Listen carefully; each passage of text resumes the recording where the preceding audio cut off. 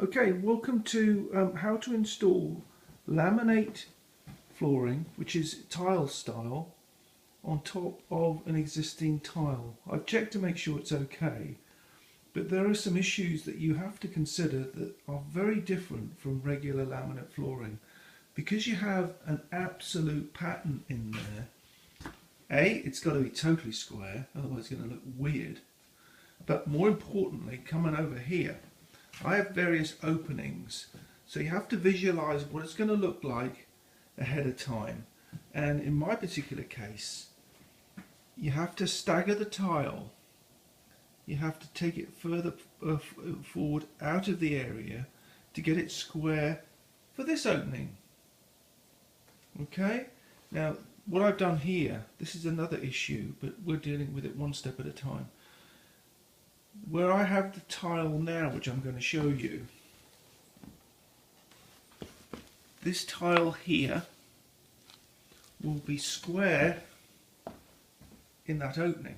So what it'll mean is that the center tile will be center of that space.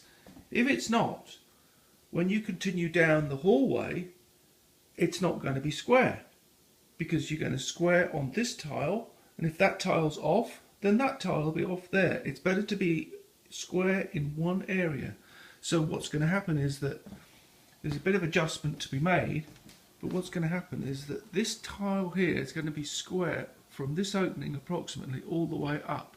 So it's going to look right, even though it's not exactly right, but it can't be exactly right because of this opening is not exactly one square to the right, one square to the left. Now on top of that, there is another issue, and that's why I laid these planks down. I wanted to see exactly where it was going to end up from left to right when I have that tile centered in this doorway. So you can see you've got to think about multiple things at once. And what I'm doing here is that I've got to make sure that I've got space here to put the transition piece in. So at the moment I'm in a situation where I've got this gap. I could put the transition piece in there, I could screw through the grout, that wouldn't be too bad, or I could cut it and move it forward to take into account and then just screw the transition piece in here. So there are two ways to go, and I'm still considering the best option, because whilst that sounds a no-brainer, you just move it forward and screw it into the wood. Well, yeah, you could do that, but then what happens here? I'm then going to move this over almost an inch.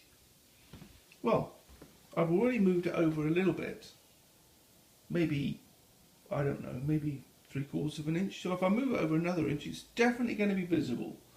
So when you look, it's all about the eye, tricking the eye. And you've got to try and see, well, what's that going to look like when the end is done? And that doesn't look too bad. It's fairly square, but if I start moving that more to the left, which is actually to the right, going the other way, it is definitely going to look out.